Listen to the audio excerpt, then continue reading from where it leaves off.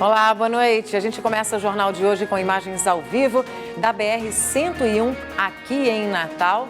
Nessa noite de quinta-feira, você vê aí o trânsito tranquilo nos dois sentidos, tanto para quem está seguindo agora para o centro da cidade, como no sentido centro-zona sul de Natal e também Parnamirim.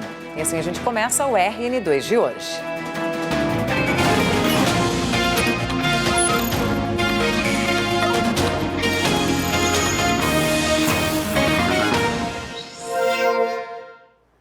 O governo divulgou hoje uma série de mudanças que pretende fazer no contrato de parceria público-privada que o Estado tem com a empresa que administra o estádio Arena das Dunas. Desde junho, o documento tem sido alvo de apuração de uma CPI na Assembleia Legislativa do Estado. Uma auditoria da Controladoria Geral do Estado já apontou que o contrato pode dar aos cofres públicos um prejuízo de mais de 420 milhões de reais. Segundo a Controladoria Geral do Estado, a proposta de revisão será apresentada à empresa que administra a Arena das Dunas, porque o governo entende que está pagando valores muito altos no contrato. Uma auditoria realizada neste ano pela Controladoria apontou que o Estado tem repassado 2,4 milhões de reais por mês para a manutenção do estádio, enquanto a empresa teria comprovado apenas 160 mil reais em despesas mensais.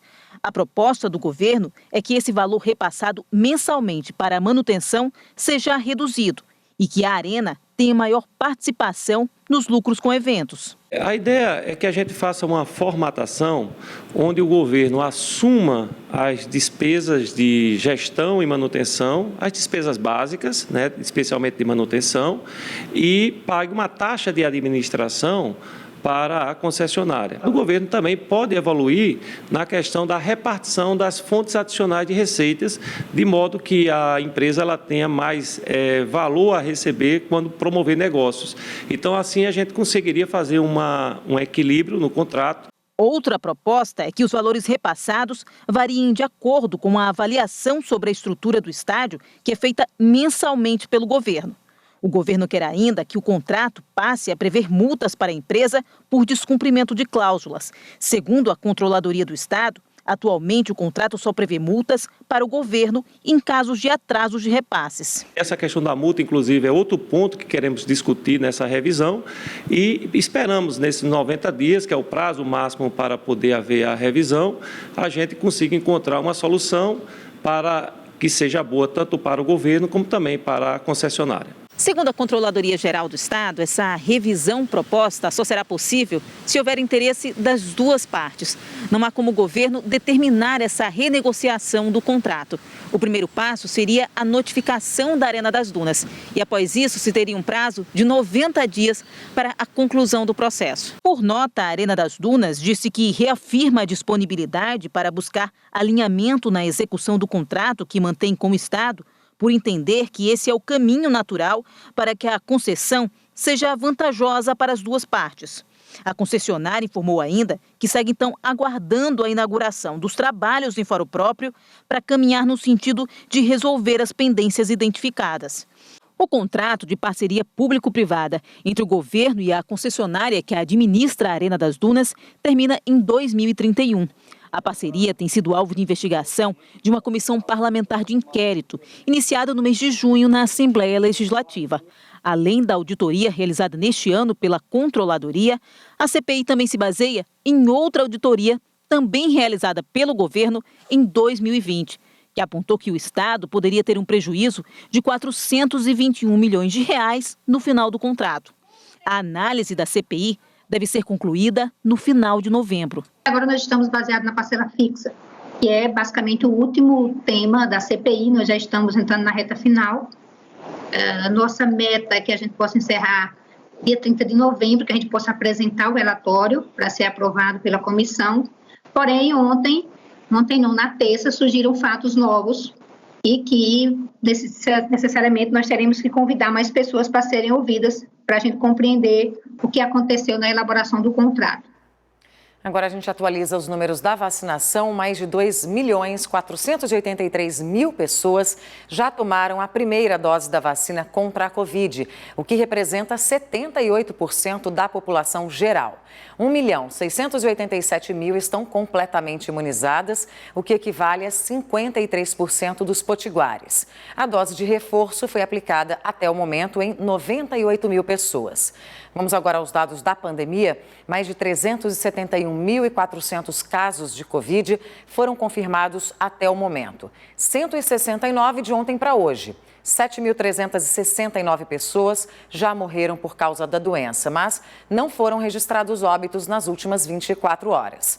A taxa de ocupação de leitos de UTI vem crescendo nos últimos dias e hoje chegou aos 39%. Bom, e esse aumento nas internações por Covid tem uma explicação. É a falta da vacina. Um levantamento da Secretaria Estadual de Saúde traçou um perfil desse público. A maioria está abaixo dos 60 anos de idade. O monitoramento da CESAP aponta que as internações registradas do dia 1º de outubro de 2021 até o momento mostram que 64% são de pessoas não idosas e que não estavam vacinadas. Segundo a Secretaria de Saúde, 164 pacientes foram internados e desses, 108 não tinham tomado a vacina. O perfil das pessoas internadas hoje é diferente por causa da vacinação ou devido à falta dela, como afirma André Prudente, infectologista e diretor do maior hospital público de doenças infecto-contagiosas do estado, Giseuda Trigueiro, que na tarde desta quinta-feira registrava 23 leitos de UTI ocupados por pacientes Covid. Antes da vacina, a maioria dessas pessoas eram idosas ou que tinham comorbidades. Como a maioria das pessoas nesse grupo já estão vacinadas, diminuiu o número de casos nesse grupo e cada vez mais a gente vê jovens sem comorbidades adoecendo e ocupando os leitos dos hospitais. Por isso é importante que absolutamente todas as pessoas sejam vacinadas contra a Covid-19, claro, desde que a idade permita, desde que a vacina esteja liberada. A barreira de proteção criada pela vacina impede que as pessoas adoeçam de forma grave e diminui a transmissibilidade da doença, porque o vírus sobrevive menos tempo no organismo vacinado, especialmente daqueles que tomaram as 2 ou até a 3ª dose. Mas o desafio das secretarias de saúde é, além de convencer os que se negam a tomar a vacina, sensibilizar aqueles que tomaram a 1ª dose a também tomar a 2ª. O estado tem, nesta quinta-feira, quase 194.000 potiguares em atraso com a D2. Uma das estratégias do governo para tentar fazer com que as pessoas se vacinem é exigir o passaporte da vacina para que as pessoas frequentem certos eventos. A gente vê como uma forma favorável, né, incentivar as pessoas a se vacinarem e voltar a ter eventos com mais segurança, porque a gente garante que as pessoas que estejam frequentando aquele local tenham as 2 doses da vacina. Já tem alguns trabalhos mostrando que as pessoas vacinadas elas têm uma chance menor de transmitir quando elas são infectadas pelo vírus da Covid-19. Estar com o esquema vacinal em dia, tomar todas as doses previstas é ainda mais importante depois que o estado identificou que a variante dominante no Rio Grande do Norte é a Delta, que é a variante de maior transmissibilidade. Além disso, a CESAP identificou 173 amostras positivas para a variante Delta em 30 municípios. É muito importante que a população entenda, nesse momento que nós estamos vivendo, de retomada da economia, de retomada da vida social, cada vez mais pessoas circulando em eventos, né, em estabelecimentos, é muito importante que busquem a imunização para que a gente alcance uma saúde coletiva, né, uma prevenção coletiva da Covid. Aderir à campanha de imunização e completar o esquema vacinal é, segundo os especialistas, a única garantia que é possível ter para o fim desse status de pandemia. Já se sabe que apenas uma dose não é eficaz para proteger contra a gravidade se essa pessoa vier a ser infectado pelo vírus da Covid-19 acaba sendo um risco individual para essas pessoas que não têm as duas doses e coletivo também, porque se tem alguém que não está imunizado, essa pessoa tem uma chance maior de se infectar, de fazer uma carga viral maior e de transmitir para outras pessoas. E a gente continua falando de vacinação porque amanhã vai ter mutirão para aplicar a segunda dose da vacina contra a Covid em Parnamirim.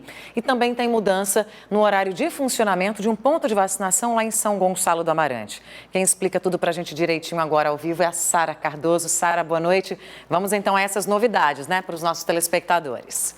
É isso mesmo, Lídia. Boa noite para você, boa noite a todo mundo que está acompanhando a gente. Vocês acabaram de ver, inclusive, aí na reportagem, né, que a gente fez agora à tarde, que tem quase 194 mil potiguares com a D2 em atraso. E aí esse é o motivo desse mutirão que vai acontecer amanhã lá em Parnamirim, porque Parnamirim tem quase 14 mil pessoas em atraso com a D2. E aí 2 pontos extras de imunização, que é, atenção, anota aí, Associação de Moradores da Coabinal e Nordestão da Maria Lacerda, amanhã, sexta-feira, só vai aplicar a D2, certo? Não importa de qual imunizante, Oxford, Pfizer ou a Coronavac, apenas D2 nesses 2 locais e com horário diferenciado.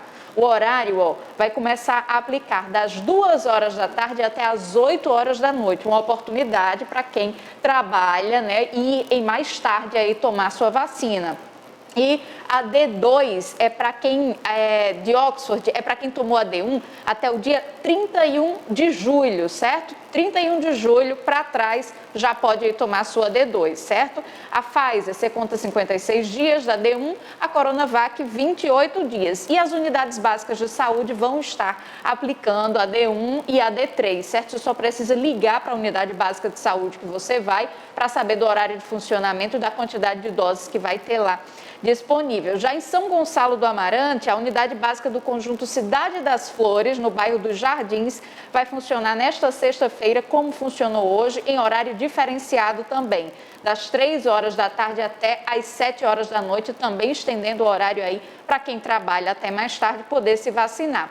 A terceira dose está sendo aplicada, ou a dose de reforço, nos idosos a partir de 60 anos e também em trabalhadores da saúde, desde que tenham tomado aí as 2 doses há até 5 meses. E aí na página nas redes sociais do município você consegue conferir mais detalhes da vacinação nesses 2 municípios. Lídia. Obrigada, Sara.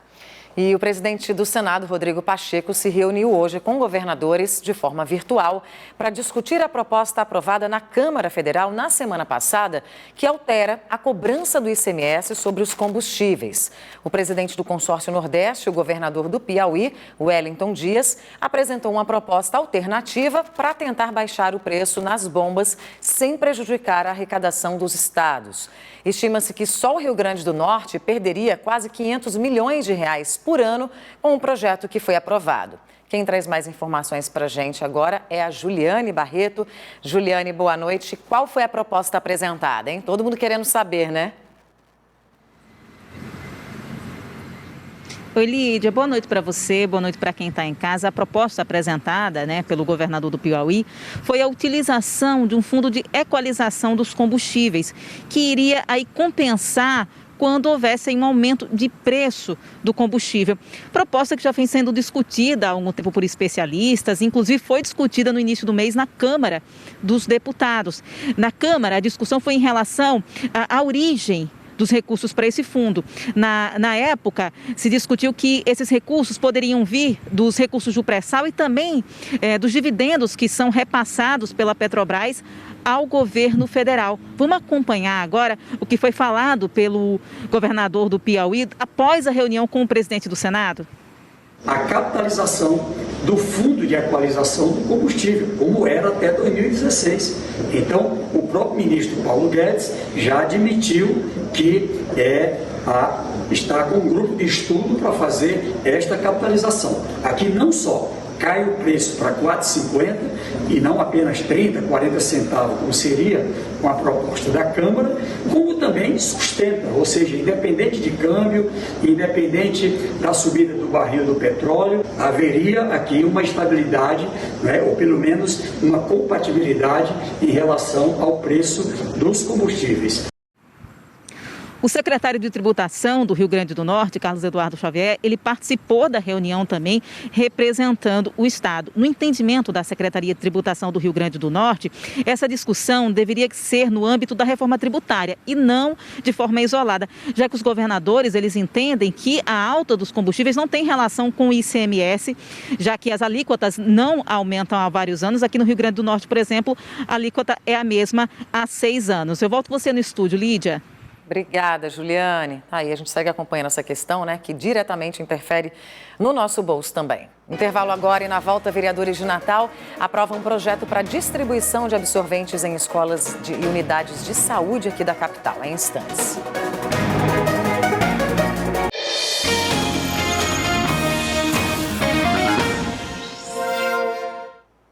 Um estudo elaborado pelo Instituto de Gestão das Águas do Estado coloca em alerta a situação hídrica da Lagoa do Bonfim, a maior do Rio Grande do Norte.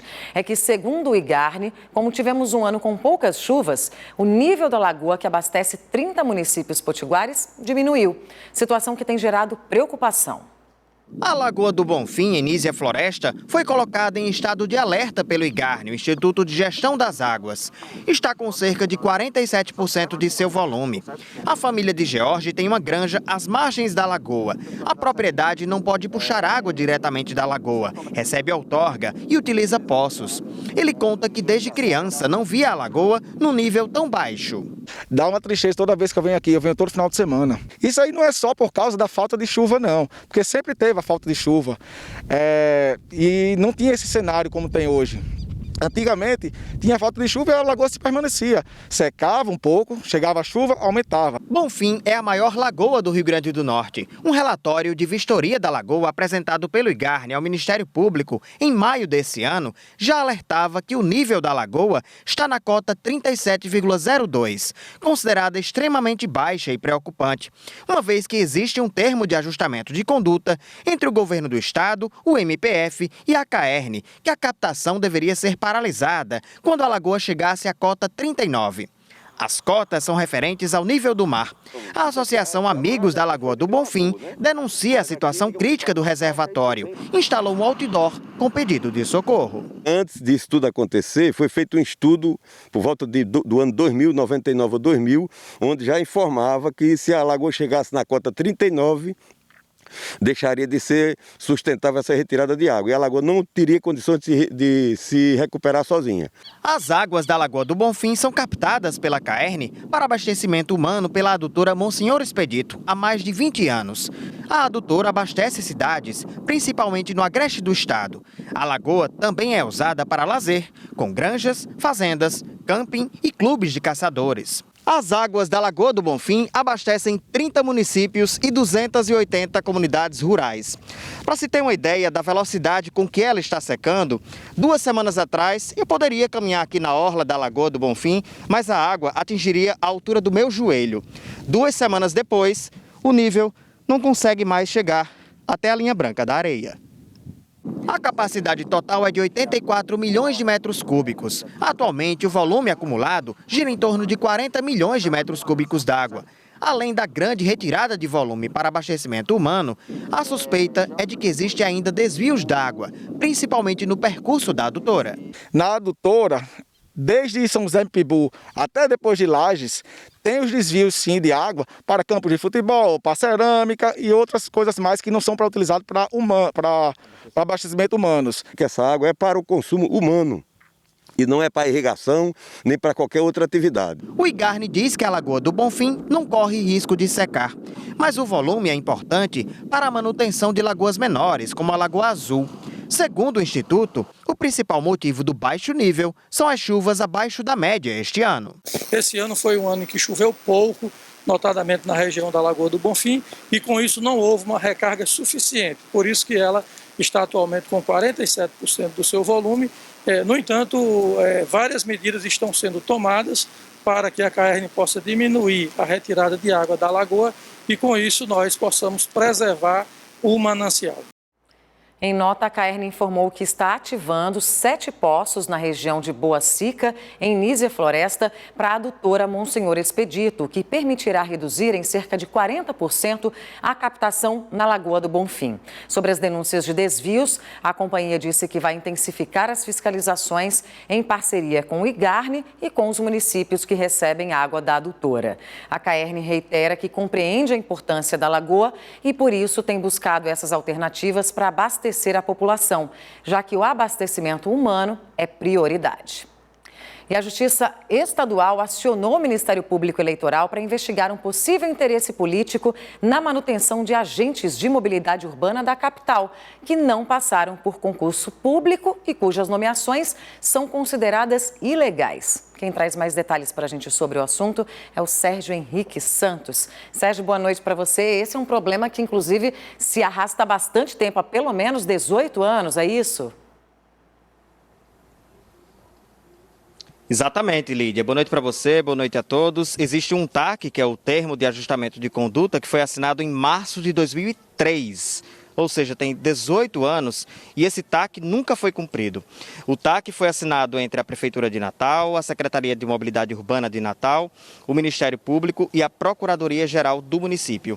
E esse TAC determina a realização de concurso público para agentes de mobilidade urbana, os amarelinhos, como eles são conhecidos aqui em Natal. E o TAC também determina o retorno dos agentes que ocupam esses cargos e que não passaram em concursos públicos para seus cargos ou empregos de origem. Em julho do ano passado, houve uma decisão favorável a esse termo de ajustamento de conduta, inclusive com a intimação dos agentes públicos responsáveis pelo cumprimento dessa decisão, e também determinou, na decisão de julho do ano passado, a realização de um concurso público para a Secretaria de Mobilidade Urbana de Natal.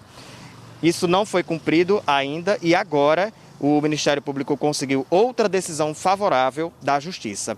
Na terça-feira, a Justiça determinou uma ação de cumprimento, uma ação de execução desse termo de ajustamento de conduta, determinou ainda uma multa de R$150 mil para os agentes públicos responsáveis pelo cumprimento da decisão, incluindo o prefeito de Natal, Álvaro Dias, e determinou ainda a expedição de um ofício à Procuradoria Regional Eleitoral, que vai apurar por que servidores sem concurso público estão ocupando cargos públicos, se seria em troca de obtenção de votos, se haveria interesse político na manutenção desses cargos sem concurso público. Nós procuramos a Prefeitura de Natal e também a Secretaria de Mobilidade Urbana de Natal, mas até o momento não tivemos retorno desses dois órgãos. Lídia. Algo tem que ser bem investigado, né, Sérgio? Obrigada pelas informações. E a partir de segunda-feira que vem, a STTU volta a fazer mais uma rodada de reuniões com a população para apresentar o novo desenho do transporte público que irá nortear o processo de licitação na capital. Dessa vez serão os bairros da Zona Sul aqui de Natal. Na próxima segunda-feira, dia 25, a reunião será com os moradores dos bairros de Candelária e Lagoa Nova, às 6h30 da noite, no Conselho de Moradores de Candelária, o CONACAN. Na terça-feira, será para quem mora em Capim Macio e Ponta Negra, e essa reunião vai acontecer no Centro Pastoral da Paróquia São João Batista, na Vila de Ponta Negra, também às 6h30. E na quarta-feira, em Neópolis, na Escola Estadual Lourdes Guilherme, no mesmo horário. Ainda segundo a STTU, quem não puder estar presente na reunião pode colaborar com sugestões pelo site natal.rn.gov.br/STTU ou também pelo telefone 156.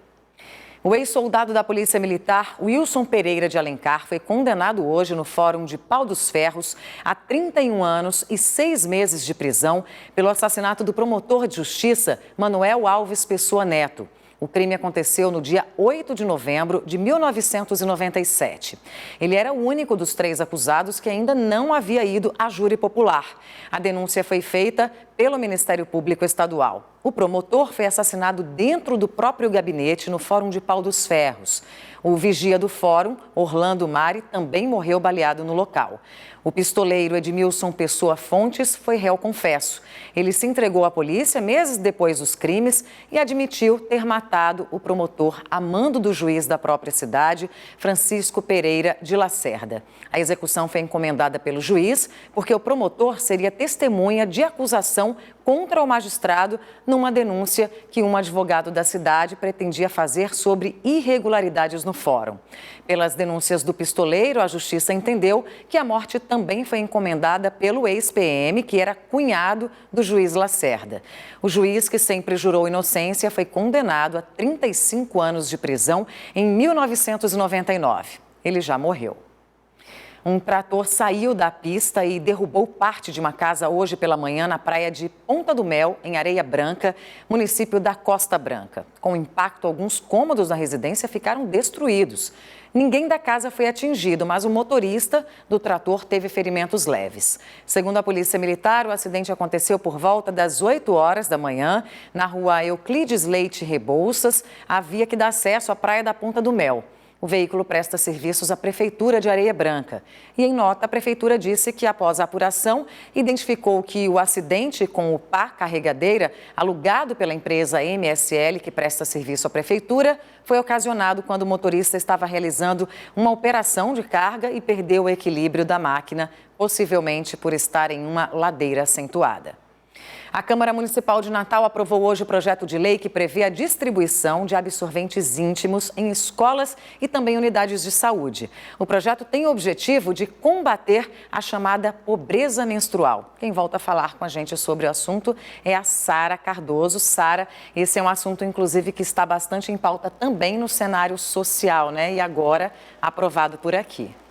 Isso mesmo, Lídia. Pois é, estamos de volta com esse assunto importantíssimo, né? Porque ainda bem que esse assunto chegou até as bancadas governistas a nível nacional, estadual, também agora municipal, com essa lei aí que foi aprovada. Porque tem muitas meninas que passam por esse processo de pobreza menstrual, né? De não poder nem sair de casa, nem frequentar a escola nos dias em que elas estão menstruadas, porque não tem acesso a esse produto de higiene. E aí, Natal já tem, inclusive, grupos de meninas em outras partes do estado também que se movimentam a favor aí dessas leis que combatem a pobreza menstrual. A gente até já mostrou aqui alguns desses grupos em nossos telejornais. Meninas fazem campanhas para compra, doação de absorventes, para distribuição entre mulheres, meninas que estão em período ainda de escola, né? E o projeto de lei foi aprovado hoje à tarde em regime de urgência. Nem estava na pauta do dia, mas a vereadora autora do projeto, Brisa Brack, do PT, conseguiu a assinatura de vereadores e colocou o projeto em votação hoje. E aí ele institui a obrigatoriedade de distribuição de absorventes a pessoas, mulheres que menstruam, né, aí em situação de vulnerabilidade social e também em situação de vulnerabilidade econômica. A Câmara de Vereadores de Natal já tinha um projeto semelhante do vereador Hermes Câmara do PTB, que instituía a distribuição de absorventes em escolas e também unidades básicas de saúde. E aí, esse outro projeto foi unido, aí ficaram os dois juntos para serem aprovados em relação aí a essa lei. Nós, inclusive, pedimos aí a vereadora Brisa Brack para que ela enviasse para a gente um vídeo, né, relatando aí sobre a aprovação do projeto hoje na Câmara. Vamos ouvi-la. Nós esperamos que o projeto seja o mais rapidamente possível sancionado pela Prefeitura, até porque prevê a distribuição desses absorventes, tanto nos CRAs, Centros de Referência de Assistência Social, como também nas escolas públicas, nas UBS, em albergues e abrigos. É uma vitória das mulheres e de todas as pessoas que necessitam desse item e, infelizmente, não têm condição de acessá-lo. Pois é, tem pesquisas, inclusive, no Brasil, que mostram que 26% das meninas entre 15 e 17 anos de idade não têm acesso aí a um absorvente. O projeto segue agora para a redação final e sanção também do prefeito, né, do Poder Executivo. O Legislativo Estadual também já aprovou um projeto semelhante, já foi sancionada a lei e está aguardando a implementação. Volto com você, Lídia. 30% é um percentual muito grande, né, Sara? Obrigada pelas informações. O RN2 de hoje fica por aqui. Para você, uma ótima noite. A gente se vê mais tarde novamente. Até lá.